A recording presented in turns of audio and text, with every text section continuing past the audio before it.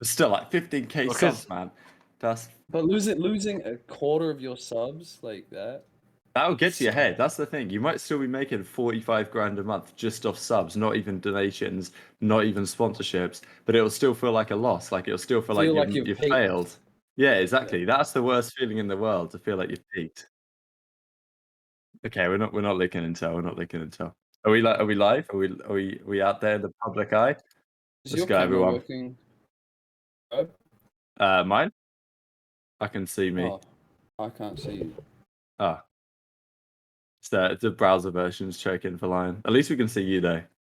So that's okay. Welcome everyone to the stream, baby. Let's go. We're just discussing like what it's like to be a streamer and how difficult that must be mentally and physically, to be fair. Like if you're grinding that many hours a day, like I was looking at Zoomer's stats for the last month and he's streamed an average like 8-9 hours a day for the last month. And it's like, okay, fair. You might work an 8-hour a day job, but that's not 7 days a week. Trying to be entertaining. Also, you're thinking about stream highlights and you're thinking about socials and you're thinking about organizing content. Like, man, that's not easy. But at least he's making cash. But there's a lot of people who do similar things, but like, don't even get noticed, you know? Yep. It's like my back and like my ass would just be destroyed if I was doing 10 hours a day, because you got to like get up and like fucking move, man. You're a I don't clown. know. But that is true though. You want to do like IRL shit where you're just running around. Like, I mean, even if you're like that's a streaming, you fair gotta be point, like, actually. you gotta like stand up and do some like squats or some Yeah, shit. you really should. Like, yeah, you just have to stream while you do 20 push-ups. Just, you gotta keep yourself active. There's no way. Like, I have to do something during the day, or it just kills me. Like the who was it? It was Hamels, right? Who had like the back Mike's doing it issues. again, Lion. I don't really know why. We can hear like a fan or something. Like, there's. Oh, what the You fuck? hearing that, Omar? There is no fan anymore. It's not like a fan per se, but it's like background noise. Do you know what I mean? Yeah, I'll mute when I don't need to talk. That's fine. What's good? Yeah, EasyMac just dropping pics. Yeah, fucks though. Anyway, we got Lion back today. It's good.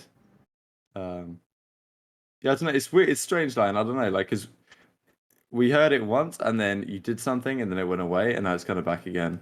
But it's kind of just like standard background noise. Like, I'm sure I have it as well because of my PC. But maybe you can go to, if you go to user settings, voice and video, and scroll down. There's an option that says, what is it? Is it input sensitivity? Noise noise reduction. Also, noise if you hit the suppression. little There's noise suppression. setting. Is that better? That's better. Go again. Hello. Yeah, that's beautiful. Yeah, I think it's like, I don't know. There's some noise suppression setting that Discord has now, which is pretty good. Yeah, it helps a lot. I saw Enigma talking about the top 20 challenger players. I'm sure that's going to go down a treat when we release those, Austin. Yeah, I know. It's impossible. So the challengers are like impossible to do just because they've had no global. Yeah, of course. But Crone did the top 20 from each region already, so it was like, okay, well, we have to do global then. And then yeah, so that's where we are there. Baby. So Big L. He hits the sub. Could be our cue to get involved. Oh my god, Ralph 12 inches back in the building, baby. Let's go. My second account.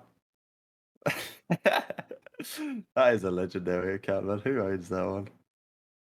Respect to that. It's like those, they've only really appeared the last like year or so, but all these like burner Twitter accounts, like Crim's Porsche, or like, I mean, Octane's burner obviously is one of them. But there's so many of those out nowadays. Tyler's COVID test. Yeah, exactly. Yeah, that one. Tyler's COVID test. That is just unbelievable. But they've just popped up in the last year. I swear, it just shows. It just shows Remember you've Black got Ops 4 they serious started. growth. Like it was like there was one that was like Sky's the goat, and it was like talking about all his championships, and he'd like never even made Yeah. finals. There's another one actually, Austin Lidicote. Is it Austin Slasher Fan Club? Let me try and find it. There's an assault one. Yeah, Austin Lidicote at Slasher Fan Club. I think these tweets are quite funny. I follow it. It doesn't even follow me back. The disrespect. The Slasher Fan Club. I don't know if you Which want to bring one? that up on the stream, Austin. Austin, but it's this one. But if you can do it, it's funny. Official fan club. When's the last? Oh damn! It hasn't tweeted since 2020. This account's just class.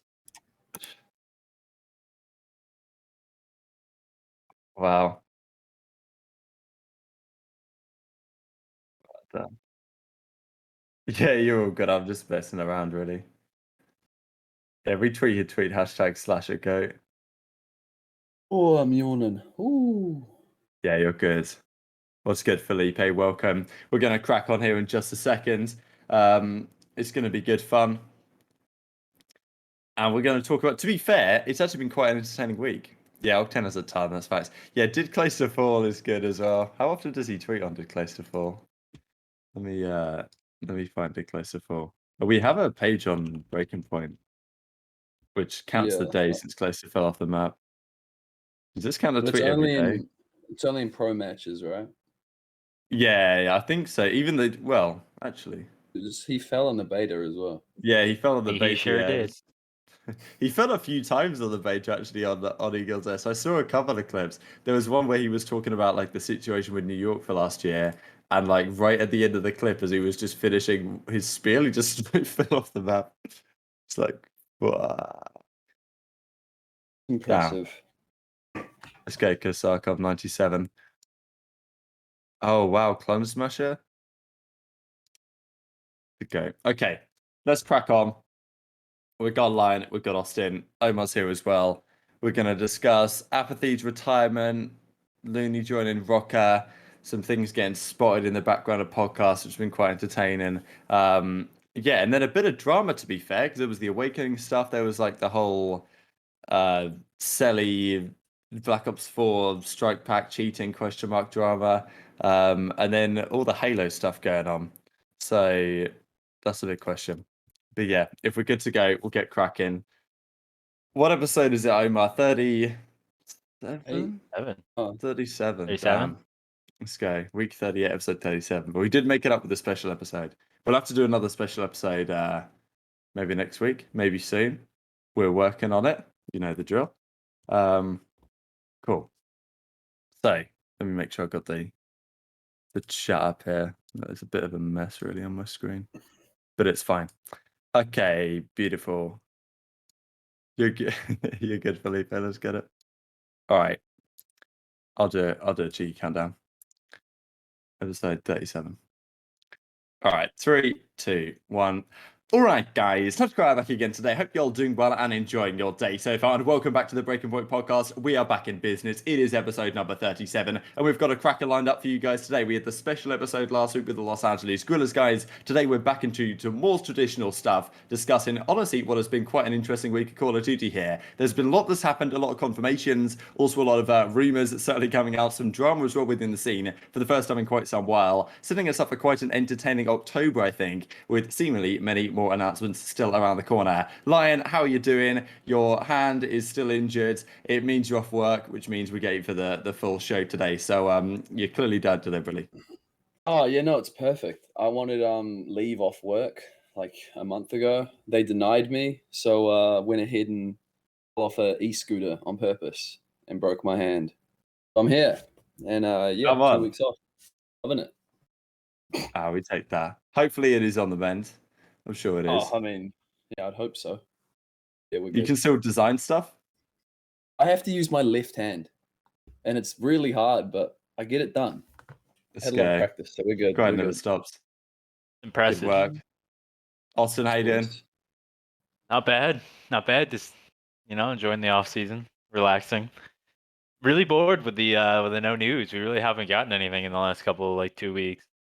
I'm Nothing kind major, of conflicted, yeah, because I'm like, at the same time, obviously I want stuff to happen, but obviously it's got to happen eventually. So it's like, if anything, at least for me, things not happening could be better because it means that it doesn't like drag out the excitement, but people are still engaged in COD right now. Whereas if all the announcements had happened, then people might just switch off for like a month. Whereas like people are still interested in what's going on. So if anything, it could be a good thing.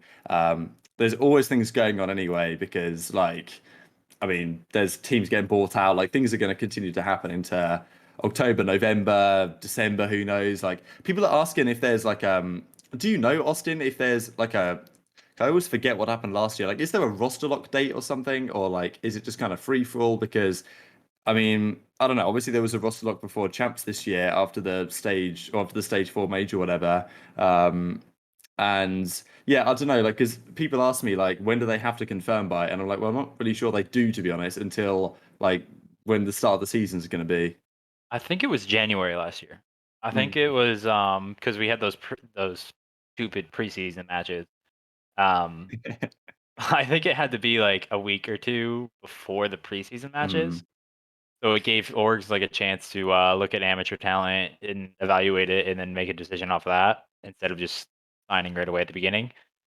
So I think if they've I don't really know because we really didn't have to do anything this offseason, so I really haven't like read up on any of it. But if they're following the same format, it would be the same time. I did see that there's new contracts this year, where you can you can sign a player until like the second week of the game, and then evaluate whether you want to sign them long term or release them. So I did see that. That was on the COD Gamepedias. So it would be nice to see if some teams, like some of the lower teams, take advantage of that and trial some talent during the first couple weeks of those S&D tournaments and variant tournaments that we get right at the beginning. That would certainly It be good makes to see. sense. It definitely makes sense to do that, to just like not tie yourself down with certain players. And like for those lower teams, I feel like that actually helps a lot because you can like draft in talent from the Challengers League that could be promising. Anyway, Especially I'm because like super most of the conflicted. other teams have like locked in, but yeah, go on, Austin. I'm conflicted because I feel like it benefits the NA talent more than European, because Mm. you're really like on the European side. Like I don't think your opinion is really going to change anything within those first 2 weeks. But the NA players, you can like usually because all the pro teams are here, you can usually see how they compete in the S&D tournaments and the variant tournaments at the beginning. So I feel like it's something that NA amateurs should take advantage of. Yeah, Sure. agreed. It's a good point. I mean, depending on how much teams think into that, really. But I mean, looking back at this year and some of the players that were picked up, you can get, I don't know, you can get a decent idea, but at the same time, players that are really great in the first like couple of weeks or so isn't necessarily indicative. But it makes for good storylines because whoever wins some of these opening tourneys online, all of a sudden, a lot of the general managers and coaching staff are going to be looking at these type of players, as they did last year for the kind of combine they did which I mean, it kind of had, I don't really know how much impact it had. There was a lot of, I remember some talk about it because people were like, this is pointless, didn't want to waste the time doing it. Because it was kind of long. But yeah, I wonder if they'll go down a similar route this year. Don't know if have any thoughts on Austin, because I know you were involved with that last year at the combine thing.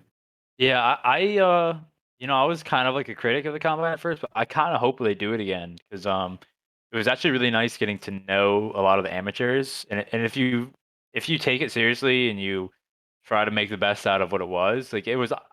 I thought it was for what we could have got out of it. I got a lot out of it. I thought it was really nice to get to know people, kind of network, because a lot of people complain that for amateurs that you really it's like hearsay and like name value a lot for amateurs. So getting the talk to a lot of these guys, get to know them. It's like it's good. And if I'm an amateur, I'm taking advantage of that all day. But I do hope they tweak it and do another format this year. But I hope they reach out to some of the coaches and organizations and get some feedback for how to do the format the best way possible. You guys think that like a prolonged preseason would be good? Like maybe like a 2 week preseason that's online matches where players or teams can like analyze their new players would be a good idea as opposed to like the kickoff classic, which is just pointless. They should do tournaments with money but no CDL points. No, So for then sure. Yeah, because you can't just have no money and no CDL points, because why take that seriously?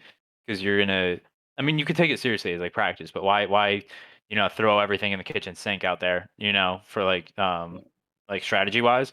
But if you throw a prize pool, like a small prize pool, and just make no CDL points, so it doesn't impact the rest of the season, then 100%. It'd be really interesting if they did like kind of what you're saying, Lion, but it was almost like, yeah, okay, the game's just come out. I mean, we'll talk about Halo a bit later in the episode and like what they're doing with their event, like straight out of the gate. But you could do something where it's like, okay, we're going to do this event, like, I don't know, a month after the game launches, and it's all the teams can attend. There's some money there. There's no CDL points, but like you could even say, as you're suggesting, Line, the rosters don't even lock yet, so you can kind of like, I don't know, maybe they lock before the first actual proper event. So you don't have to have your roster set in stone for like kind of the, as you're saying, pre-season December tourney, but like they lock in January again. So it's like you actually could get some crazy shit going on. I don't know, when someone goes on and then like gets benched before the season even begins. I don't know. Because there was kind of that going on last year, right? When Havoc was on Florida and the Neptune came in, but they weren't really sure like was that going to work or not. Like you can actually try the team out at LAN and then before the team even starts have an idea. Because that's the thing really, if you're a pro team going into next year, especially if you're picking up players, you're not sure if they're going to work together, you're not sure how they're going to play on this title. Like outside of the really top teams where you're pretty confident they're going to be a good team regardless, it can be difficult to say with teams picking up players whether they're going to be good at that game. So maybe it makes sense, especially given how changeable COD is, to give them that like kind of one event or like little period where teams can actually see what the team might do before the season even begins. I thought it was a cool idea. That's what they did Whether it will happen, I previously, doubt though. it. It was like until franchising, that's what they had. It was like 2018, it was Vegas. Yeah, 2017, wasn't it Vegas as well? it's Vegas as well. Yeah, No, a it Rise was one. it was Dallas in 2017 and 2016, which was IW was Vegas. Like they just always had that tournament early December. Yeah, you're That right. would just be like a really good feeling out for a lot of the teams, and I miss that. I feel like that's a lot on COVID, even though that sounds like an excuse. So to have a December tourney, like the way the fiscal year works, you have to plan it out. So if we want a tournament like in December next year, like not even this December, but next December, we have to plan that out now. So when there's a tournament next, so you include it in the budget for next year. So I feel like with COVID, a lot of like the league and developers didn't know if the game was going to be coming out on time, because if you remember, there was actually a rumor that the game was supposed to come out in September last year, but because of COVID, it got pushed all the way back to I think at the end of November. So that's why we don't have any like December tournaments. Where MLG, like Adam Apicella, was really good at scheduling that out, 14, 15 months in advance. Um, but I feel like so like next December they're already planning out like an event, or like right now. I feel like they're definitely on the ball with that this year, knowing that the game's going to be on track. And whereas the last 2 years it's been kind of like I don't know where it's going to be. That's good to hear, at least. So, yeah, definitely some positives. I think as of late, hopefully. I don't know. We're moving into maybe a more promising time. I'm just seeing like so many esports right now, absolutely killing it. Like I've been like League of Legends World started today. I tuned in very briefly. Like the production value's out of control. I was watching a chess tourney the last few days. The production value on that out of control, and I'm like, all right, come on, boys, let's get going. Hopefully we'll keep taking steps up. You know how it is. But some of these esports, man, like especially the right games ones, like Valorant, League, Oh, like Valorant. man, Valorant's looking so good. do they kill it, man? Yeah, it was so good. I had to start another channel to talk about it. Yeah. So We we're should getting into definitely that. But cover Valorant news like that for sure. yeah, I've been doing it for the last week. It's very we're very much growing naturally. So I haven't Yeah. talked about it anywhere because I don't want people to like. If you're listening and you're interested in Valorant, maybe search up Valorant News, TacticalRab, and subscribe. If not, don't, because then it might skew the algorithm. I'd prefer to grow it naturally. But that's also fine. Anyway, let's talk about COD. You know the drill. Apathy yesterday announced his retirement from professional Call of Duty.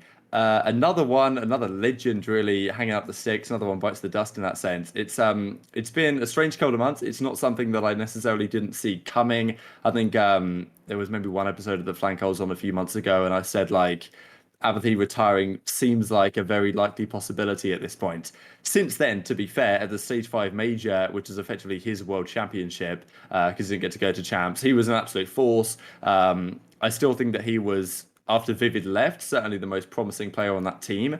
I think that he felt certainly that he had another year left in him, or like he had some gas left in the tank. I think I would have kind of, I'd have kind of agreed with that sentiment, but I don't blame him retiring as he has done now because, like, he said in his announcement video and in his tweet longer that he wanted to get that third ring, but not something that was, of course, easily accomplished, especially in as it stands right now. Like, he knows full well that if he had continued another year, and like if he did get an opportunity somewhere as a sub or even as a starting player on one of these teams that's yet to really be rumored, then he'd probably find himself like having another painful year and not going to champs. So for a few reasons, and probably because maybe he had an offer from LAG as a content creator, we'll have a look at in a second. He decided to step away. It's certainly another sad day really, because absolutely legendary SMG player, like probably underrated in his career, made back-to-back World Championship Grand Finals, winning 2 of them in Black Ops 3 and World War 2, of course, in crazy circumstances. So yeah. Crazy stuff. I thought was kind of interesting is that he mentioned, Austin, that like he tried to get on teams, like he wanted to keep competing, but like no one would give him an offer, like even as a sub, it seemed, which I thought was kind of surprising because I'm surprised his stock is that low because I would have certainly considered him if I was one of these organizations, certainly in certain positions. Yeah, starting swaps are now pretty much at a premium. Out of the rumored teams, like who's left, I think it's only Paris. And do you really want to risk as a veteran player, like he's already accomplished great things? Do you really want to go to a team that might be subpar this entire season and it really is mentally draining on you? Because a lot of these players, like happiness is winning. So if you're not winning, you're really unhappy. So it would have been another tough year. I am kind of shocked that no one wanted him as a sub, even just one of those content subs, But I do understand it. A lot of these teams are actually taking subs seriously now. They've realized over the past like 2 years that substitutes are being used more and more. A lot of young players are at a premium when they're on your sub spot. So a lot of these guys are already like looking. You saw Yeez for Florida. He's still signed on over there, I believe. You had Sib on our team. You had Standy was pretty much Minnesota sub. I mean, like they were just eyeing him the entire year. So, a lot of these orgs, instead of going with something in Apathy, they're gonna probably take a risk on a younger player for that substitute spot, which makes sense because if we do get expansion next season, like if we do go to 16 teams, it's easier to sell a young substitute player than the value you might get out of Apathy as a content creating sub. So yeah, I'm not too shocked that he went as a content creator though. He's gonna be really, really good at that. Yeah, I'm not too surprised after the season that LAG had. Like, it's not like they were bad, it was that they were like memeably bad. And it got to the point where, of It's course, kinda this sad. stock is it's just how it was. It's just gonna be tough for like anyone to come out of that situation or even like be positive coming out of that year. But I noticed that I think the only two-time world champions left are the FaZe players. As in our city's Simp and Abizi, and the rest have retired, which is what? Mad. Aches. J-Cap. Aches, Karma. Apathy, and J-Cap. Karma's got Yeah. 3, I guess. So Yeah. yeah, are those the only Karma's 3. 2-time world champs? Yeah, the Yeah, FaZe maybe they players. are. Wow. What about that? That's a good Yeah. observation. I mean, that's the thing. You've now got Crim and Clay. They're holding up the fort, I suppose, right? In terms of like, I know that Clay's just said there was a clip that came out. He was talking about the difficulties of New York last year, and he said that after he stepped away, like there was a very real possibility that he was never going to come back. Like if the team didn't want him to step back in for the rest of the season, then who knows what happens this year? Like, does he step away as well? I guess it's only a matter of time. But I do want how long some of these guys can keep competing. As Crim and Clay are still going to be like up there at the top, right? And it's like Apathy, just the way it went. Like that Seattle Surge team was such a disaster. Like if he hadn't have been on that Seattle team, then maybe his career looks different today, right? It's just like one bad team, especially in the CDL when it's so competitive, can set you down a path that kind of like pushes you the retirement direction.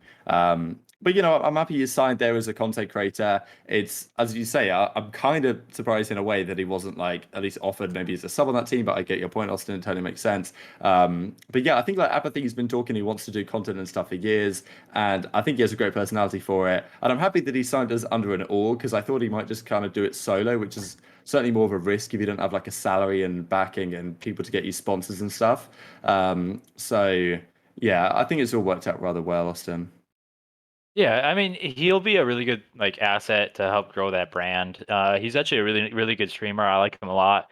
He's gonna be one of those guys where I'm sure we'll see the post. He should join 100 Thieves or OpTic, you know, like one of those. But I do think he's gonna do very well. We do need to organically start growing content creators that you know are more variety. So these older players that go out are going to be like really valuable to the future of the league and the future of the esport. So him doing well on the content side is going to be really good for everyone involved. So I do wish him the best and hope that he kills it every day. Agreed. I just want to touch on like, yeah, just the competitiveness of the league has pushed him out because in previous years during the CWL, players that got dropped from top teams could go to an open bracket team and fight their way into championship bracket and prove their point to make it back onto a top pro team. Whereas now, because of challenges, it's kind of hidden in the dark. You don't really know how that player's performing in front of like the main stage. So yeah, I think it's just rough with the way the league is formatted that players can't really get dropped and get a chance to get brought back into the spotlight. Yeah, that's the thing. Like Apathy, if he did go down to challenges, like he said in the video, that like he just doesn't want to go through that, which is totally understandable because he'd find himself in a similar position to John, where it's like, okay, maybe he plays all right in challenges and some veteran takes a chance on him, but it's unlikely. And even then, you're probably not gonna be put into a great team environment that actually is going to complement you well. One thing that Apathy has always had going for him is an incredible hard worker. Like that's something that like I think people have super respect for him for within the like within competitive players themselves, but also outside of it. So like I know he's been talking about what he's going to do on YouTube and Twitch and TikTok and all these platforms, which I think is great. And I think like you made an interesting point, Austin, about like organically growing streamers because that does seem to happen. And every time there's like a player who does well for themselves, like even Zuma right now, right? People, that's what people are talking about. Like Zuma's done well, therefore, oh, okay, he's got to leave New York. He's got to sign for either OpTic or 100 Thieves or like I don't know, like a big org, like a I don't know who really has streamers, but TSM or you know one of these orgs, like which isn't necessarily, as I say, it can be good to have an organizational backing because there's benefits from that. There's kind of like security, but also they can help you get sponsors and stuff. But at the same time, like yeah, I don't really want it that all the streamers flood into OpTic 100 Thieves and then it kind of saturates all the content around the brand in those orgs. Like it makes it's better for the scene if it's more spread out, if you know what I mean, Austin. Yeah, like in reality, what we really need is like each organization to have their own group of like good content creators. Because it's just there's so many esports out there nowadays that every esport is battling for views, whether you like it or not. Like even just FPSs, we're gonna have Valorant, CS, Halo, Gears of War is even a small one, and Call of Splitgate. Duty, Splitgate, Yeah. Fortnite, Apex. There's just a lot of and Warzone even within the Call of Duty itself. So there's this there's a lot of screen time and not enough time to drink all that in, right? So you're constantly battling for eyeballs, whether you like it or not. So having content creators that, you know, stir the pot that are, you know, we have like the Tommy, like the Zuma stirring the pot a lot. He's very like hoorah, you know, he gets that kind of viewership going. You have Apathy, who's that morning streamer who's just, you know, just shows skill off. Like we need that variety to try to pull as many people as possible to, you know, check out our esport, you know, see what it's all about. So I do hope that every like older player that gets pushed out really tries to better really tries to put out content. Even players right now, I hope they do because it's only going to help everyone grow and you know expand the league even more. Yeah, I think it's tough as well with the CDL is that players kind of get bashed by the league for playing other games during the season as well. And especially Yeah. like Valorant last year, like OpTic playing Valorant, they weren't even allowed to because it was during the Well, league. that's not And I think necessarily true, but like there what was talk happened? about. Well, I don't know. Like from our from my perspective, there was talk on one of the podcasts that like the CDL maybe frowned on it. Like it's not like they weren't allowed to, but that's my understanding. because But they were yeah. still posting. They were still posting clips on their official Twitter, like throughout the stage You make 5. it, I think you make a fair point, man. Yeah. Nice. Yeah, hopefully they do like allow that more, because playing other games, one, I think healthy for players, and two, helps draw people to check out our esport from other esports. So it's only good for everyone involved. Yeah, it was Agreed. the Raid Shadow Legends thing that Scump got fined for last off season, which is Oh. like it was the off season. What does it even matter? But whatever. Topic of previous day. Let's go on to the second topic, which is also a very interesting one. Which you can maybe bring this up on the stream if you want, Omar. I'll make sure it's on the screen here. But this was very entertaining. So I was tuning into this Easter episode with BigTymeR, absolute legend. It's I mean, this guy has got to be one of the best content creators ever, I swear. And I wish he made more content. Like, maybe I should just get into day trading just to watch BigTymeR's streams. I don't know, but I feel like I'm losing an awful lot of money before I start making any. But anyway, there's a cracking episode with Hector and Big T, of course, and what people started to notice in the background at precisely 5 minutes 42 was this interesting figure was seen lurking. Now, of course, most people said, "Wow, this looks like Shotzzy," which it very much does. And there was even some talk today of tracking down exactly what shirt he was wearing, which looks very much like the Champs shirt from the Champs Dallas Empire shirt. So anyway, you know how the investigators go, the COD scene. It's pretty hard to defeat us.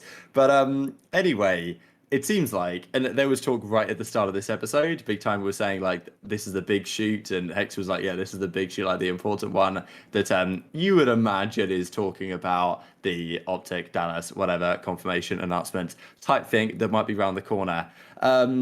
Question, Austin, really, like how long should we expect for this announcement to arrive if everything is going to go as planned, which we probably think it is because nothing else has come up from Crone saying it's not. So we'd imagine that everything is still on as intended. Last year, as we talked about at the top of the show, things were moving slightly quicker than this, but at the same time, it was like the OpTic name change, Chicago Huntsman, OpTic Chicago, Los Angeles Thieves thing that dragged on until like November time, right? Because I'm sure getting all things figured out takes a bit of time. So even though they might have recorded the video when this episode was recorded a few days ago, doesn't necessarily mean things are going to get announced anytime soon. But I think most people are expecting within the next couple of weeks. I think he said on Halloween. I think that's what Really? he. I think I've read Interesting. somewhere that he said Halloween is when they announced the new team. So Okay then. if that does reign true, then like that's probably in line with like the time frame that I would have expected it all happen. Just because like the logistics of, let's say, selling a spot, going through the spot, rebranding it, getting accustomed to the new organization that you're a part of, and then doing content for it. It's just not. And plus, a lot of the players went on vacation, are relaxing. If you think about it, it's still what, 4 weeks, 4 or 5 weeks since champs. So a lot of the players are moving, taking Mhm. vacations. So um, this is probably the time frame that I would expect it at the end of the month. I think it's, you know, everyone hates leaks, but when you look at other sports, it that's how it always goes down. But it can still be really, really cool and like a celebration for like the new start, the new team. So instead of focusing on, it's not gonna have that shock factor for like the surprise. Like focus on it being like a really cool tribute, a really cool like start to the story. So that's the way I really hope they take it. And Hitch was talking about how it was legal stuff that was delaying it, and that the process is going to be really, really good. So I'm actually really excited for what they pull out for it, and the story they start telling for the next season.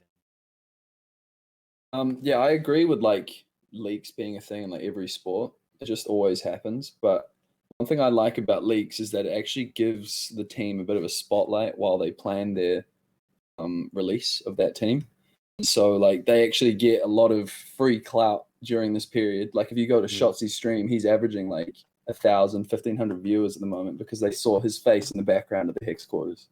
It's like Yeah, pretty these, much, yeah. you know, these I know what small you little mean, actually. things, they actually help out the team. And so when I hear like teams like complaining about leaks and stuff, I think it's kind of pointless because you get like two bites at the cherry. You get the leak, you get all this like free publicity, and then you get the release as well, and then that goes more mainstream.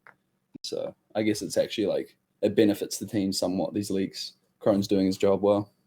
Oh, absolutely. I mean, yeah, Real PD Gaming is exactly right that like Shotzzy's stream is incredibly entertaining, but a lot of people have stumbled across it because of the leaks, right? Otherwise, it'd have taken them a bit of time to do so. And then when he actually does get confirmed to OpTic, his followers go crazy, his stream goes crazy. But like it's the little like the jump, I suppose. It's pretty interesting. Yeah, the process. I wanted to just touch on that real quick because as was pointed out, right, with Hitch suggesting that there's some sort of legal problems which are delaying it. Like, I don't exactly know what that means. What do you, because the last process episode they did, I guess, was after, I don't know if they did one after the Stage 5 Major, I forget exactly, but it was kind of, they did one a while ago. Of course, they haven't done one since Champs. So I imagine they're going to want to talk about the issues with the team and why they wanted to split up and this type of stuff, which kind of means that you almost have to like have the announcement at the same time type thing. I don't really know. Like it might be one of those Vision episodes where was like Lethal or whatever sat down next to Hex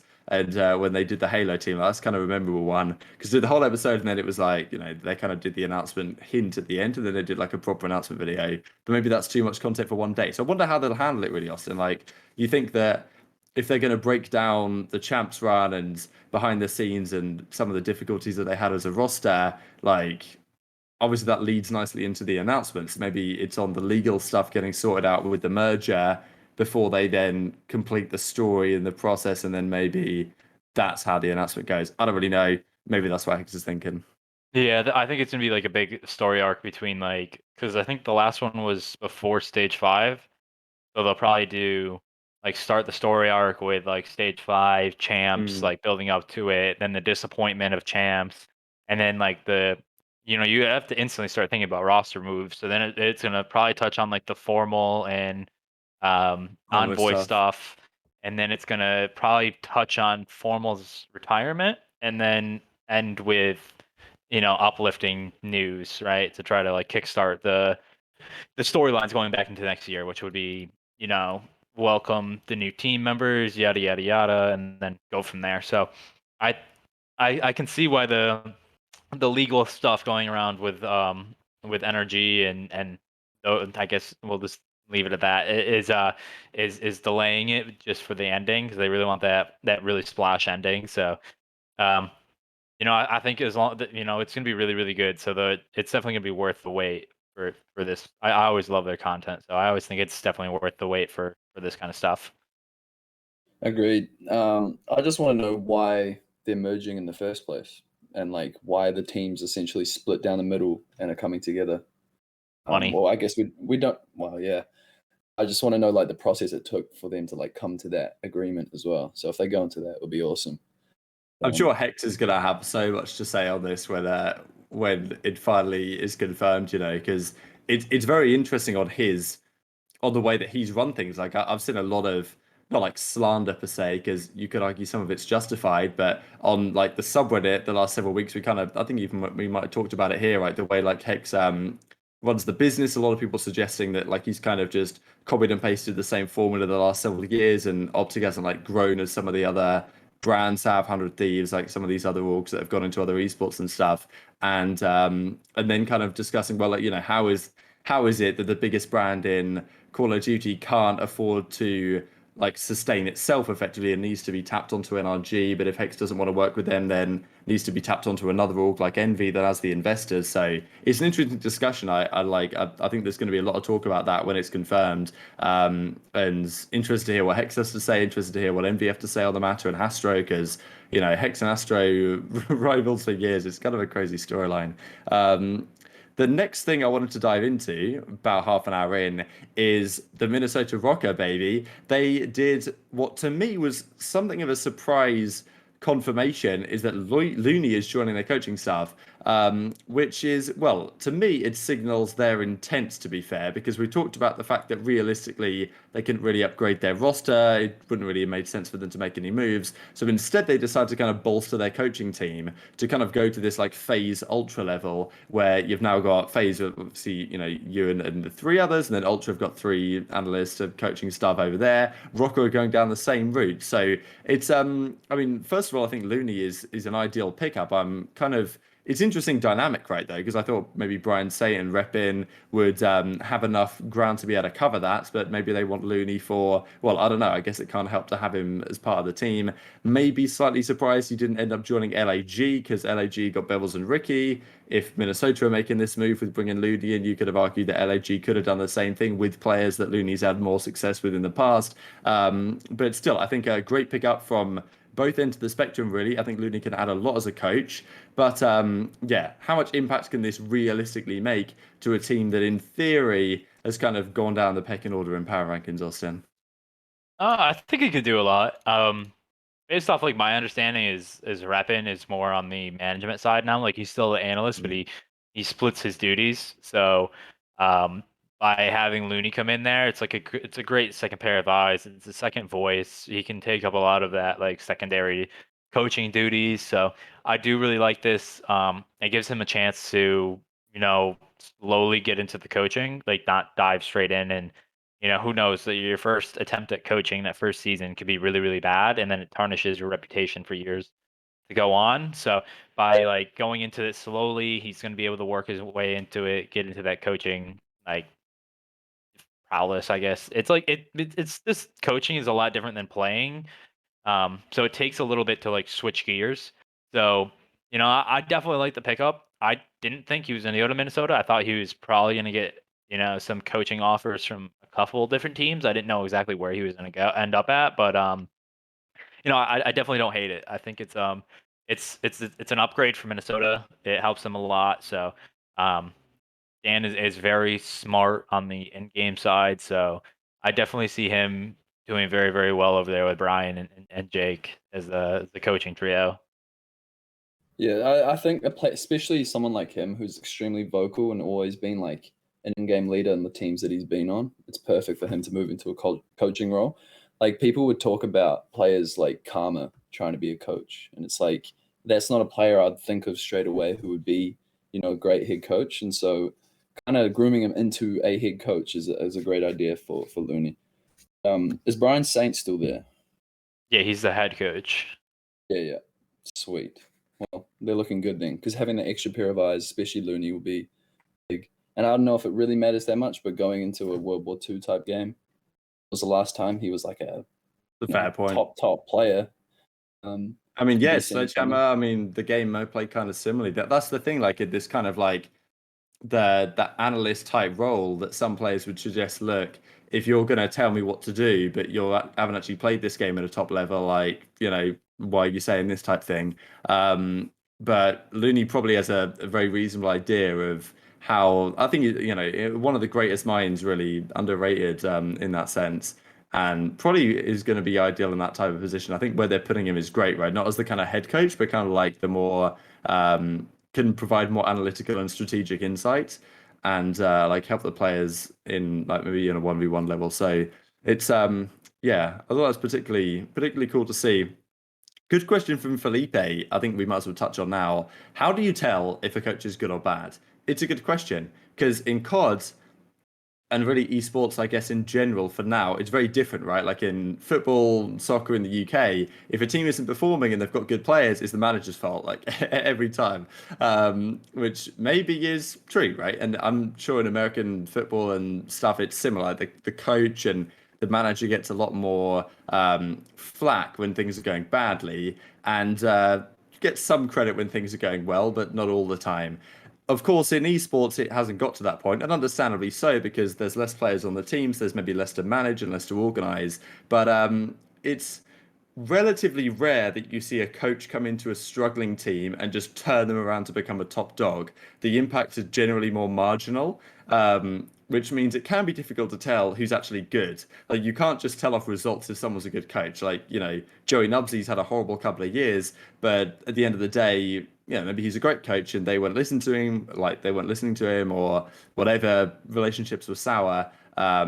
It's very difficult to tell from the outside, I think, Austin. Like, I guess from your perspective, you work with the FaZe guys on a day-to-day basis. You're closer to the rest of the coaching staff than we are. So, like, if you were in a management position and you were like, I don't know, let's say you're working from Seattle and you had to make a choice of what coach you're picking up, and they of course went with Phoenix. Like, what are the kind of things you think about that would make you consider an acquisition like that? So like the way I view like coaches right now is like right now there's like three types for me. There's like you got like I call them the tic-tac-toe coaches, like the strategic coaches, the X's and O's. That's like kind of like what Loony is. That's gonna be like a Rambo. That's like how Crowder is. And then you got like motivational coaches. So those are like those ones I think are almost like those are so valuable to have. Those are the ones that make sure that like communication is tight between the players. That there's like because like one of the how do I put this? So like disagreements and like fights within teams and like lack of faith. So like if a player is like doing their job, but another player doesn't have faith that that player is going to be able to do that job, they start cheating over, right? And then the player that's cheating over isn't doing his job correctly, but he's only doing that because he doesn't have faith in the other player. Like having a motivational coach that kind of builds the team stronger together and like has each player has faith in each other and like the communication is good, the energy, the what you get out of the 5 hours of practice a day is that high is really important. So that's how I I view reckon like that's. Oh, so I was gonna say like Facento and BO4. yeah. And like Yeah. Facento was really good at that. I think Phoenix, if you've ever listened to the West Star, East Star scrims, really good at that. Both of those, that's why I like having both of those on a team. Like that's what we have in like Chris and RJ. That's what this Minnesota team's gonna have in Brian, Jake, and Loony, Dan. They're gonna have that, and I think that's really important to have both sides of that because like as JCap said this year, like he is a tic-tac-toe coach for me. Like he's very analytical, has the great mind for it. He even said himself, he's not good at the motivational. He's not good at the morale boosters. He's not good at the I call it like the judge. Like you got to be like when there's arguments, you got to kind of either like spur it or like make it go into a positive conversation at the end, not like have this animosity at each other. So like Jacob even said he's not good at that. So having like the second piece of that puzzle really important. So like the way I view like how a good coach is like one fundamentals. Like you can definitely see that on the map. Like when you watch a hard point, like there's obviously a million different ways to play it, but like is the team like doing the basic fundamentals on the map? Is the S&D like are they doing the same plays every round, or is there like a variety? Is there like different looks on the map? Are they taking risks together? Is there like theory crafting that you can see in the game, like stuff like that? So there's a lot of, I'll just say, bad teams that have that. So it means like their coaches are really doing a good job. So it's really tough for the public to see that from the outside. Obviously, it's almost impossible. But yeah, that's just my like 3 cents. I've got a question for you, Austin. Does your team, Atlanta FaZe, do you guys have like all three of those types of coaches in that one team? So like the third type, I didn't really say was that's like the analytical, like the stats. So like that's more of like a supporting cast. Like for me, like that's like my job is to be like the stats guy. But like my majority of my job is like if Chris or RJ like they're gonna bring up like okay like today we're gonna watch some VOD on Gunrunner, right? We're gonna watch P2 to P3 or P2 to P3. We've been really sloppy on it, and then I'll give them as much supporting data as I can, and I give them as much visual data as I can, like visual representation. So like the plays that are bad and the plays that are good that we've done in the past, or like another team playing that same situation. So like that's like the third supporting member that helps the other two do their jobs better. So that's why I always get kind of frustrated when you've got like a sender situation where he's just all by himself. And like in my head, I'm just like, damn, like I would hate to be in that position.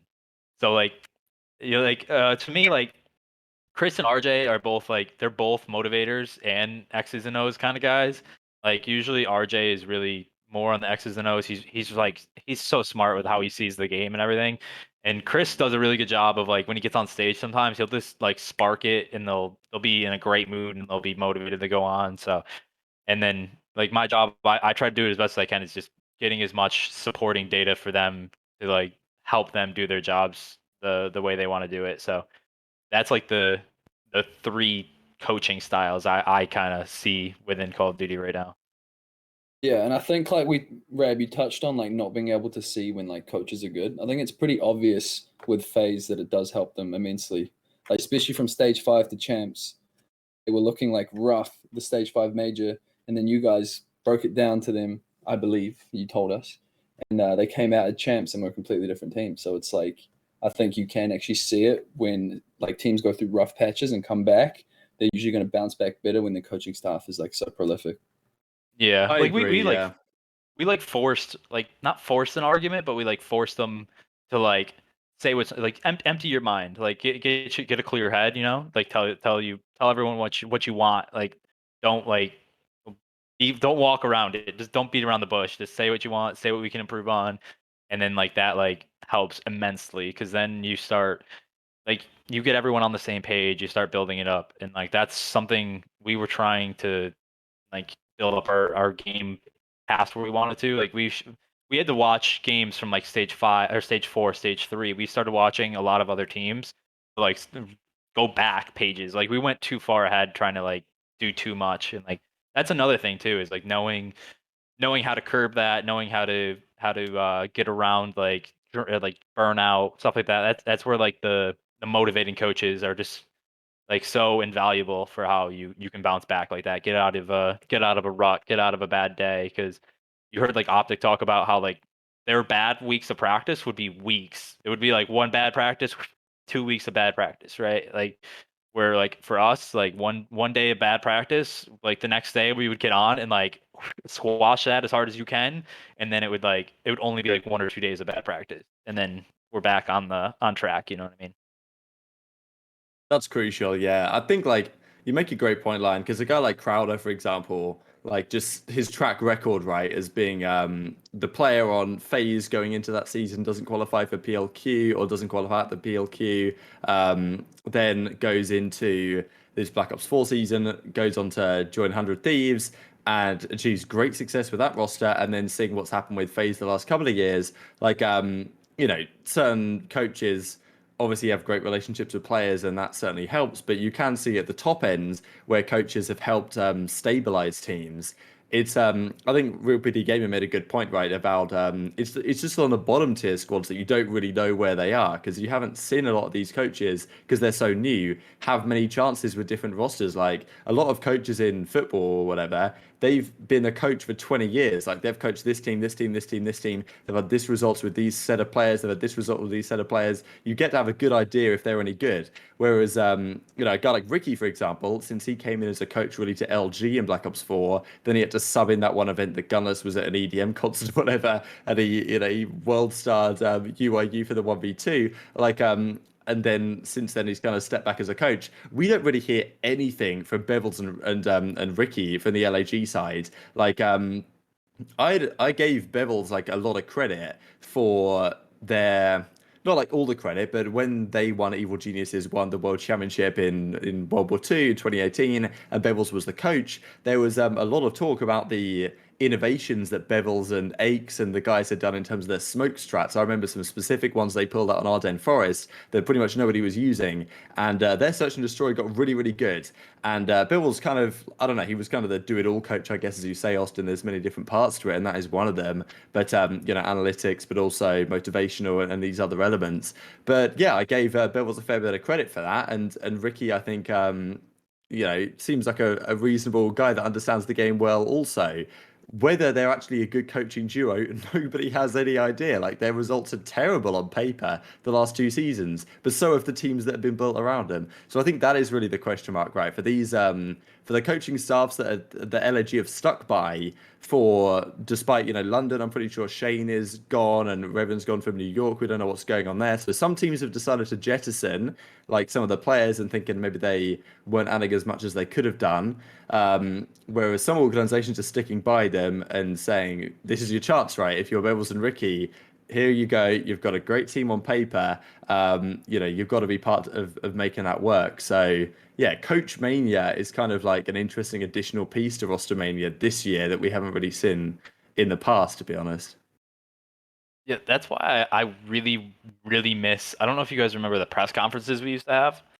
I think only a couple times. I think it was like two years ago before COVID. They would do like press conferences on Zoom, where like this is back when ESPN Esports was still there. They would like like a bunch of different media outlets would ask questions because something I miss that we have in traditional sports, like after every game you get to hear the coach talk about the match, like what just happened. They get to answer questions. You get to hear his philosophy on like the coaching side, right? You really don't get that in COD. It's kind of like as you said, you don't really hear much from Bevels and Ricky. That's why I like that I have this to like speak about it. Like one of the things is like Tupac when he was making those S&D videos, you could see like his like S&D philosophy for the game and like truly appreciate like his in-game IQ for S&D is just insane. It's on like another level for like how he reads the game, how he sees the game, and like that's his outlet to show you his philosophy. We don't really get that on anyone else, right? Um, Loony had a really good series where he did that. D-Real has one where he does it. Joey was doing it with the amateurs for EU. So there's a lot of like outlets out there that you can see like a coach's in-game IQ or philosophy and how they view different things. And I do wish, I really, really, really, really wish we got more of that because I would love to hear more about coaching philosophies and how they view certain situations, different experiences they've had because you know I've said it before, but no one knows the exact like the best way to have a coaching staff in COD, and no one knows where it's going to be in like another year. So learning from other teams, other esports, like I try to do that as much as I possibly can. Remember in Black Ops 4 when you and me made that podcast with Nubsy, RJ, and Crowder? Yeah. We should try and do that again because that's like the only time when coaches have had like the opportunity to like discuss recently. So it's like I think we should try and do that again at some point. Yeah, Anyway. I loved that. That's just it's a game. It's part of the game that just doesn't have like the spotlight on it yet because it's really really new. Like if you think back to Black Ops 4, that was the first season we had more than one or two coaches because before that it was just like TP. And even though Pretty like much. Crowder was listed as a coach, he really wasn't a coach up until Black Ops 4. So like before that, we really only had one. But in Black Ops 4, we had Fansetto, you had Saint going to for United, you had RJ was really kicking it up. Crowder came in, TP was there at the same time. So there was just a ton that just bloomed in Black Ops 4. So it's only been around for 2 years pretty much. So like I love listening to other coaches speak because you really don't know where it's going to take us in another 2 years. Absolutely. Agreed. Good discussions. Let's talk about some drama, baby. We love it. COD scene this last week it's been kind of spicy. We saw a clip came out from Neptune that I think was kind of old at this point, but maybe actually Real PD Gamer was the one who clipped this, who may well be in the chat right now. But anyway, there was a clip from Neptune that came through and kind of described the issues last year on Florida and like how they were not playing properly as a team, that they felt like he needed additional leadership. And while Awakening is a very talented player, he plays the game pretty much like his teammates don't exist. And describing him as a one-man army, which I thought was kind of entertaining. So Neptune, honestly, like when I listen to him speak, he sounds really mature and he's got his head screwed on, which I'm very impressed about that. But also I thought this comment was kind of funny. So I don't know if you want to bring this up on screen real quick, Omar, but this tweet came out from Awakening on the same day that everyone was discussing the Neptune clip that Awakening says never going to win, heard it here first. Whether this is referring to Neptune, of course, is not exactly clear, but it may well be, right? Because Awakening doesn't do many tweets and just coincidentally this is on the same night. So clearly some friction in that old Florida camp, which Neptune rumored now to be going to New York alongside Clayster, Crim6 and Hydra. And Awakening, we don't really know what's going on with Florida. It's a bit of a mess. But there was also some additional talk from iLLeY in this guy sent me a clip from Temp's stream that he recorded through like OBS, And as he was recording the clip through OBS rather than clipping it, like the VOD got deleted because there was a hilarious clip that came out where Temp effectively said something about I'm playing like Awakening, and iLLeY said, that guy sucks. Like ever since he got a girlfriend, he's chalked or whatever. And then Temp was like, yeah, I'm streaming, and then he was like, wait, are you sure? And then the VOD got deleted. It was entertaining. But anyway, that's going to be the discussion, right? Like Skies and Wake, and clearly they weren't working very well as a duo.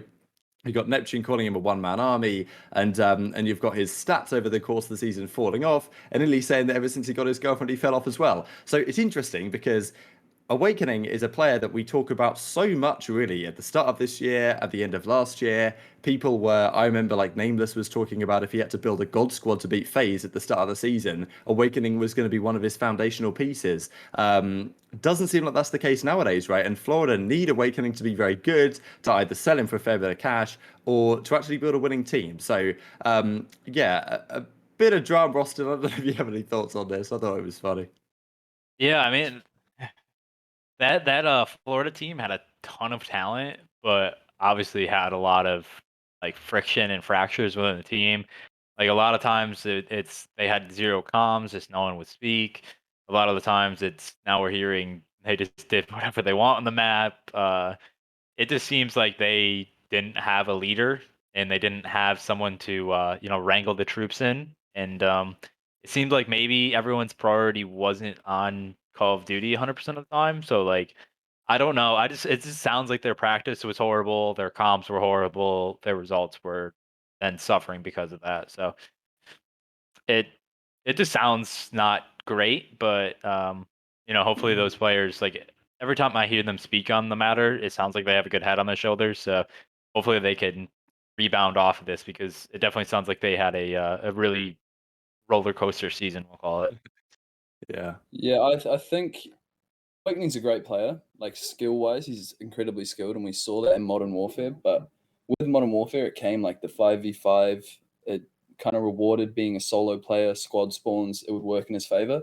Whereas like when it came into this year, I think they came with like a very similar approach because they were so successful in Modern Warfare, and it just didn't work out. And then of course, like having a new girlfriend is gonna take away time as a pro player. Like that's just how it is. You can't dedicate all your time, like 10 hours a day to COD, if you're trying to maintain a fresh relationship that you're like in a honeymoon phase of. Like, of course, he's going to be away from the game more. So that's a real thing, bro. It's fucking crazy. It's just No, funny. it's a real thing. First 3 months, whoo! But yeah, the kid's probably just like dialed into that relationship. I can't really speak on his part, but I would assume so. And yeah, I mean, it kind of showed in his gameplay and the team's performances. They were just kind of stagnant the whole year, top 8. So who knows what's going on. That was the thing that surprised me, like looking at their results, because like there was a few times we talked on this podcast through the season, like, wow, Florida, they're looking good. They're on the up. They're gonna make a run. They're looking like a top 4 team. They're looking they could break into the top 4.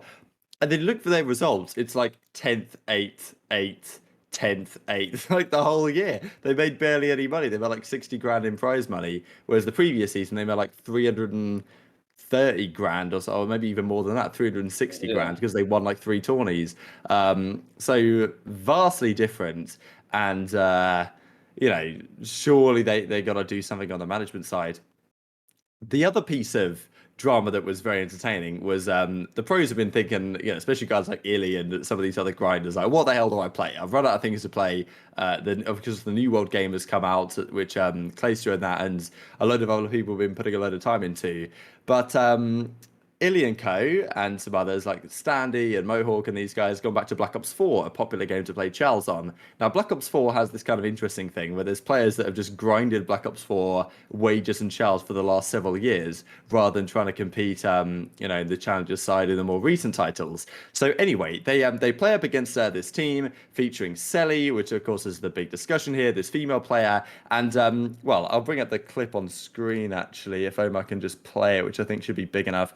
this was the clip in question, which is still up on Twitter, which is pretty good to see because I was kind of screenshotting things thinking they might get deleted. But this was the clip that came out. Mohawk says, human or AI, well, some very crispy shots with the Sorg. Now, the reply comes in from iLLeY because he's saying, like, we shouldn't have lost to this girl. And Clace is like, look, I've seen the best Sorgs shoot on the main stage at Champs. I've never seen anything look like that, cheating 100%. And iLLeY goes, I'm just trying to have fun in the off-season, man. So, yeah, very interesting. The accusation effectively being that Cely uses a strike pack, which has, like, I guess, anti-recoil mods, and therefore you can shoot the strike.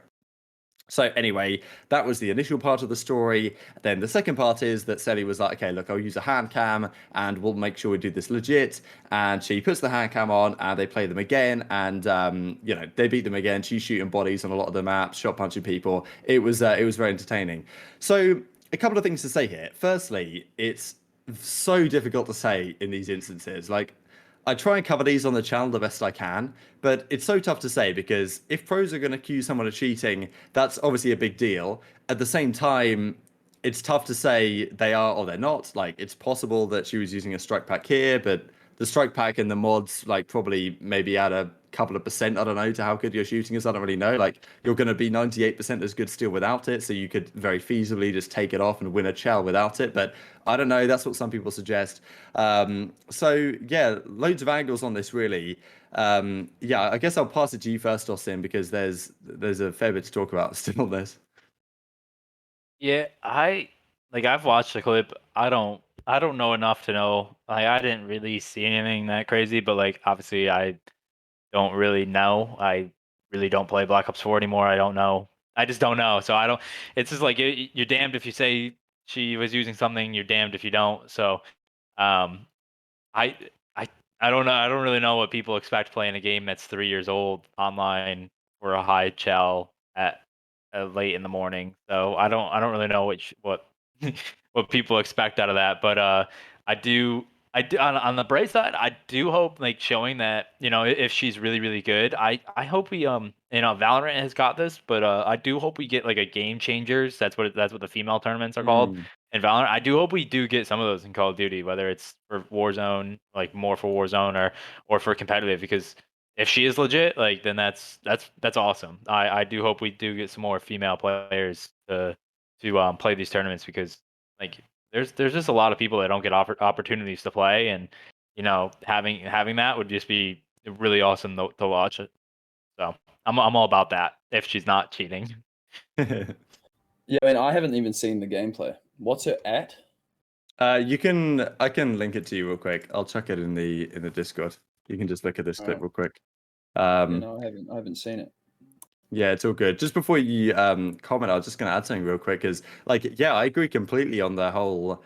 It'd be really cool to see, obviously, more female players kill it in Call of Duty. At the same time, it's like there's always been arguments about female tourneys and whether it is actually a positive or negative. Because if female players are playing female tourneys and not playing in the actual challenges, then, because let's say there were a circuit of female tournaments, does that help female players get into the pro league, or does it hurt them? Like, you could argue it helps them, which maybe it does, by giving it more of a platform and encouraging more female players to play, because there was certainly a lot of them out there, but there's not necessarily the circuit that supports it. But at the same time, if you're playing in the female tournaments, that's where the money is to be won. It maybe makes more sense to play those in, like, the female league than actually playing, like, proper challenge, male and female challenges, and try and get into the pro league that way. So I think they've had that discussion before. I think maybe Amelia Rose has touched on it, or I forget exactly, because there has been some female leagues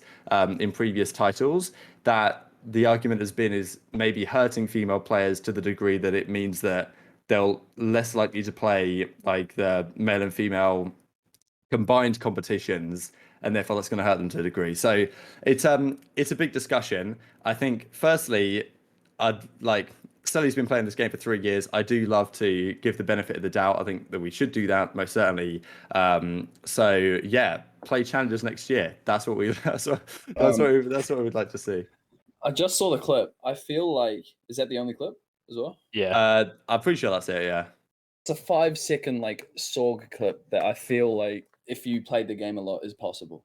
So I don't really see how it could be cheating, especially, well, you definitely could be strike pay with better aim, but also it's definitely possible to shoot that straight if you've been playing the game 3 years straight and you're playing against people who don't play the game anymore. Like, I don't know. Do you remember the temp clip on this map when he was on the outer and he had the Maddox and he literally fired 4 bullets. He was on one side of outer and the other guy was on the other side, and it was literally 4 bullets, boom, dead. And it was just like Yeah, a laser beam. I was just like if you take off Temp's name and put that online, like people are like cheating. So yeah. like who knows? It could have just been like a really crispy shot. It could be sketchy. It could be cheating, but yeah. That's the I thing. You don't. need a bit more evidence than like one single clip. You know what I mean? You're never gonna know online unless it's on land. You're just Exactly. never gonna know online. So it just Like is. we still thought Yeah. players were hacking during like Modern Warfare this season. Like, we didn't Yeah. even know. Maybe they were.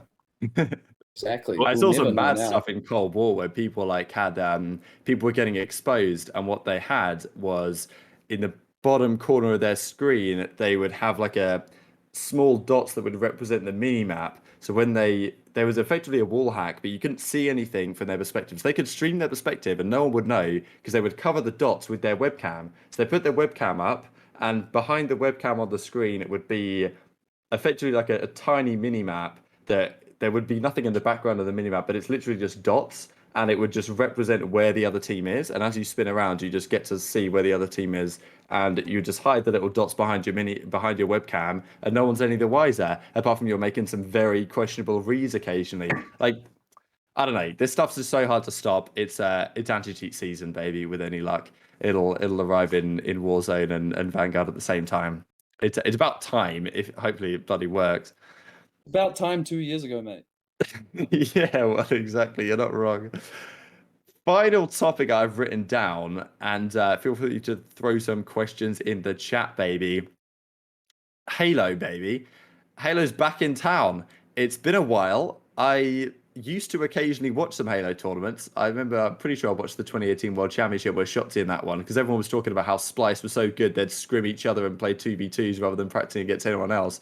That was kind of a crazy time. And even the OpTic teams, of course, and before that and stuff. But anyway, Halo's coming out. This is, if you want to chuck this up on the screen, Omar, there's, North Carolina, December 17th through the 19th. The game comes out on the 8th, I believe, of December. So there's literally an event a week and a half into the title, which is pretty awesome. 250k prize pool. Raleigh, of course, MLG Raleigh has been a thing for years. So this is already pretty exciting. Now, Clayster and Shotzzy already obviously had a world champion. He played a lot of the beta for Halo Infinite. And he was kind of saying on stream that like he'd kind of love to play, but he probably won't be able to because of Call of Duty stuff, which understandable. Clayster was also like, yeah, me and Shotzzy need 2, or me and Neptune, I think he maybe actually said like need 2. We're gonna go play this one. And a lot of other people saying similar things. Formal said on the podcast, they're like, damn, this is pretty lit. Like, maybe it's time to return. And also, Scump and Formal said on the same OpTic podcast a couple of days ago that, like, the format is just superior, straight up. Like, you've got open, it's an open style, classic CWL bracket, really MLG style bracket. You've got Anna Mapasella and the Esports Engine guys, formerly of MLG. They're running the entire show. So they sort out the tournaments. They're going to put on some absolute banger tourneys.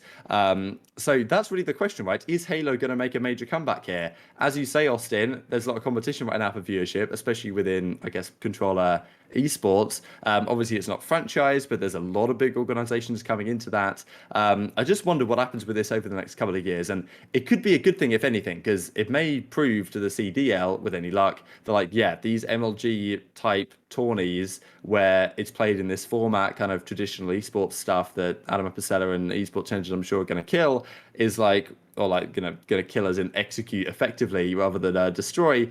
Is the CDL might think, damn, we maybe need to do something a little bit like this and kind of recapture kind of the grassroots of esports, I suppose, Austin. So I'm like a little bit conflicted because part of me thinks that, oh, this is gonna be kind of difficult. The part of me thinks that whatever game does in-game transactions for organizations better will do the best. So what I mean by that is like in-game skins, items, whatever. People really, really, really underestimate what that does for organizations. Think about PUBG, Rocket League. They're killing it with in-game items, in-game skins, and that's why a lot of big orgs are in that. And that's why I think like the first 12 or 16 like founder teams are in Halos, because Halo's promising to do a lot of, good things inside of the game, right? And Call of Duty hasn't really tapped into that much. Like we get the the skin at the beginning of the game, right? Doesn't really do much. What really needs to be built out is throughout the season having orgs be able to put items in the game. Because if you think about it, Warzone's making $5 million a day, right? And now imagine if orgs like the CDL taps into 1% of that per day, right? You're making bank, right, over the course of the year. And that will get a lot of orgs interested. That will bring in a lot of big teams, because you can make your money back that way. That's how you're going to make your money back in the future of these buy-ins. So realistically, like Halo is going to like do very, very well, because they will be on the grassroots side. They'll get a lot of players that go over there just to try to make the pro league. But on the money, the investments, the salary side, like Call of Duty will always do really well and has an opportunity to expand on that. And if they can really nail in the in-game items to get orgs invested into franchising, get like a 20 plus teams, then the grassroots will be the challengers. Like we'll be able to like the thing I hate right now is like there are so many players in challengers that could be at the pro league level, right? I want to get to a point where there are only one or two great challengers players that are at a pro league level, So like all of the pro league level players are in the league, and you know, if you get like, for anyone that watches baseball, like when you get like someone like Bryce Harper that comes in and they're just like, wow, this guy's like instantly moving up the ranks. Like that is more valuable. Like right now, I feel like we have so many players that could just be in the pro league. So um, I think like Halo will definitely cut into the amateur side. Like they're gonna steal a lot of amateurs. They're gonna cut into the viewership side. It's gonna be a real battle between us and them. And uh, you know, if it'll be tough, because I feel like Halo's gonna have a lot of just those double limb 16 team brackets that are just like really, really fun to watch. So it all depends on the gameplay for them too, because they're also like gonna have PC with controllers and mouse and Actually, that's a key. great point. So I believe it's just straight up like use whatever input device you want. mhm. But to be fair, in Halo, I don't know much about this, but movement is massive in Halo. It feels like you're playing a jetpack game. Now, I don't know, like to me, aiming is way easier on keyboard and mouse, but moving around like it's kind of difficult to I don't know, it's kind of difficult to do on a keyboard and mouse, right? You got to press jump. It's kind of cumbersome. Like it's probably easier to jump and move with a controller. What do you think, Yeah. Lion? What Envoy used to say was when he used to Zim, he would Uh-huh. use right hand on the mouse, left hand on a controller. This guy's So he would nuts, do man. like But yeah, he I mean would that do makes all the sense. movement. Yeah, exactly. I Still did want to cheating, touch but you know. on yes, very much cheating. But imagine if you could do that in Halo. If you're allowed to have a controller and Jesus, a, man. They probably like would let you. To be fair, like if the rules we'll stay as see. they are, it We'll might be the see. meta. It could be. But what I was going to say about customization, because you touched on it, Austin, was every other esport. Like when I worked with Rainbow Six, they let every single team create their own design and promote it, and like they will promote it with them. And so it's like Man, perfect for the league. It's perfect for the teams why are we not and for doing the this? customization in the game. And I barely had to do anything for this Rainbow Six one. I just had to make a concept, and then they just put it on the gun. All they needed was the Yeah. They just did textures, and they it. put it on. Yeah, it took How like long did no it time at take? all. Like, oh, I don't know. Yeah. They had to like do a promotion and like releasing that, but it took them, I think, like to actually do it like a week or two. It was nothing. So people So really don't think about that at all either. Like I how Yeah. don't much think it's like, oh, money. you have to go into the game and like customize it fucking on like 3D Mark. You don't have to do that. Also, the Mm. money that comes in with it is so huge. And COD's literally never done that. Ever. One time they had decent skins, or two times, it was Black Ops 3 and also World War II, and they would just copy and paste logo all over the gun. And like if you gave every single team the opportunity to create their own skin and put it in the game, you could come up with some crazy designs. And like they're missing a step there. As well as like the actual like outfits the players wear. You could like customize those as well, each team, and like you could come up with some awesome stuff. Also, I was going to touch on the format. It is open bracket A for Halo. So like Yeah, baby. teams that aren't like top seeded can come up and compete. And that's such a big thing that I think COD's missing now with franchising is the segregation between challengers and the top teams. I know that there's a barrier that they can't cross where those teams can't play, but finding a way for open bracket teams or challengers teams to play against franchise teams, I think, is the future because that's never happened before. And like those teams playing each other could actually be like a huge market for new players to come in and like see the opportunities to play against these top teams at a high level. Yeah. Right. I definitely think like everyone touches on co-streaming for Call of Duty, but like the in-game items are just as big, if not bigger, because I mean think about it. If you have a in-game item that looks really dope, let's say like OpTic has an in-game item that just is amazing, right? Then your content creators that also play Warzone are pushing that item, which links you back to competitive Call of Duty because what is that item? It's a competitive Call of Duty item, right? So like again, they're making over $5 million a day on Warzone right now, and that's when Warzone's having all these goddamn issues. Just imagine when Warzone's actually good again, when the new map comes, anti-cheat comes. Imagine if we get orgs that just can customize whatever items they want, right? If they want to make something up, you remember like the old school like Black Ops 2, one was like a marijuana one was like and Ghost you had a Snoop Dogg, a voiceover. Like just imagine if you gave orgs like full control over like an item pack, and then like their content creators will be pushing it because they want to. Let's say like if the org gets a cut, then their content creators will want a cut of that too. They'll be pushing it really hard. Their players will be pushing it really hard. The org will be pushing it really hard. The CDL will be pushing it really hard. And that's also how you expand because now there's more money. Now there's other orgs that are like, oh shit, I want a piece of that pie. How can I do that? I can do that better than you if I get in there, right? So then that's how you expand rapidly. And that's also how we get the Dota size prize pools. You get like the crowdfunding basically. So you can get Exactly. you get stuff like that. So like logically, like obviously if you have both like great in-game items, like the partnership between the developers and the teams, and you have co-streaming and hopefully no exclusivity. Like I want YouTube and Twitch, so we get co-streaming everywhere, and that's where Call of Duty will be like, just new levels that just aren't even imaginable. Like Yeah. that's Like what we really need. imagine the crowdfunding gets like champs to 15 million for first place or something crazy. Have the co-streaming and the set customization. Like that's such a huge step for COD that I don't know if they'll make in the next year or two. But I think Well, maybe when we return to Treyarch, they've got all these ideas. See, but there's so many opportunities for them to grow. I agree. Like that's the thing. I think this is one of the key ways you capitalize on the Warzone stuff. Because I was just picturing about the amount of people who go into the store and just kind of browsing through. Like all it takes is for you to just promote the CDL ones at the top of the thing at eye level, and boom, you're making so many sales through the gap. People are showing them off to their friends. As you say, you've got streamers talking about them. Like that's where you get the crossover. Plus the co-streaming stuff just means that all the people, the ideal world is that every single person playing Call of Duty on some level has some exposure to competitive COD. I think that's the ideal, and I can't see how that's bad to Activision, right? They run the bloody league, so you'd think this would be a no-brainer, but things take time. We can only be optimistic. We have pretty much got to the end of show.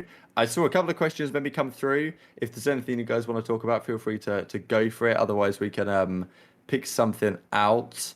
And yeah, we've had a great show given like it's kind of middle of the off season. Yeah. See any questions? I'm not on the stream. It's all good. Let me have a look. Oh, okay. I like this from Real PD Gaming. It's just come through. I actually saw this morning. I was wondering whether I should talk about it today, but we'll talk about it now. So there's a discussion about Dashi, and every AR he's ever played with has had the worst year of their careers up until that point. So are we? I mean, what do we think about World War II? Was like Blast his AR in that game? Okay, maybe let's not count World War II. Let's start from Black Ops 4, and I guess you could say Crim had. I mean, he had a bad World Championship. He had a not Definitely his worst the year. worst rest of the year, but I think that's fair enough to say worst year. Then we have, I guess, Modern Warfare, and you're talking about Slasher having an awful year in that JCat. title. Yeah, I suppose even though he didn't like Slasher wasn't there the entire time. And then this previous season you've got Formal, right? So okay, that's yeah, Ricky maybe Media on that Cold team as well. So I guess that's the question. Does Dashi's mere presence on a team mean that the AR counterpart isn't doing so well? In fairness, in those previous three titles, Dashi's never been like the main. He's always been kind of like the second or the flex. This year he's going to be the main if the team goes through as planned. So maybe it's different, but there is an argument to be made. This is the key argument really for against Dashi for the last couple of years. Really, is that like, look, he puts up good numbers, but where are the results, right? And it's a consistent trend, and it's kind of a similar trend in a way to what Hook was having before he had a great season on Modern Warfare, where pretty much everyone and then Nam was saying Hook was overrated because people gassed him up and he had good numbers, but never won like a proper event really until he did that. So Dashi, of course, has won an event back in 2018, hasn't won anything for OpTic, and OpTic haven't won anything as OpTic since then. So it is a big question. I think that there probably is some validity to this idea that the like Dashi plays in such a way that his AR counterpart as the main AR doesn't find himself in the greatest spots, but maybe Dashi being the main this year is the solution there, Austin. Tough to say. Yeah, it's tough because if they're winning, no one says anything about this. But Yeah. you know, when you look at it, Crim really he was still top 4 AR in Black Ops 4. He just really struggled against Slasher and Octane. Last year, you know, Formal wasn't great, but he was still probably a top 5 main AR, right? He was still up there. He wasn't Yeah. horrible. But the problem is they really struggle when it matters. And I feel like it's really, really hard to have two ARs that are like frying at the same time. Like you didn't see that this year. Like even on our team, like when MC and Alec were frying, like it usually means that someone else is trying. It has to pick up the you know the not slack, but someone else has to do the dirty work. So it's like it's really tough to have. You're never gonna have 4 players that are all frying. Like someone has to have a dip in performance. Someone's got to do the dirty work. Someone's got to be that leader. Someone's got to be the one that slides in for like. There's a bunch of ways for you to get dinged on your individual performance. Um, that's why I'm a little bit nervous for LA Thieves this year, like because Octane and Kenny, like who's gonna take that step back. But I think Dashi is, you know, he's the one that commands that high sling role. So whoever that other AR is, kind of gets that ding, which you know, as a teammate, you could still easily win that, right? But then that you heavily rely on Dashi slaying against the top teams, and that other player who's taking that individual ding is doing stuff to help the team win and doing that consistently and does that well. So that's where I think like they haven't found a formula that fits around Dashi yet. And I also think like they've, you know, just struggled against some of the top teams, whether that's, you know, preparation, whether that's, you know, teamwork as a whole. There's a bunch of different factors that go into it, but I wouldn't pin that all on Dashi and I wouldn't pin that all on the ARs that are playing with him. I just don't think they've found a system that fits 2 ARs with him on a team yet to make that work. Why iLLeY might be a good fit because they've played together before. They played a lot of COD together, and iLLeY's not considered like one of the top slayers, especially not in the last couple of years.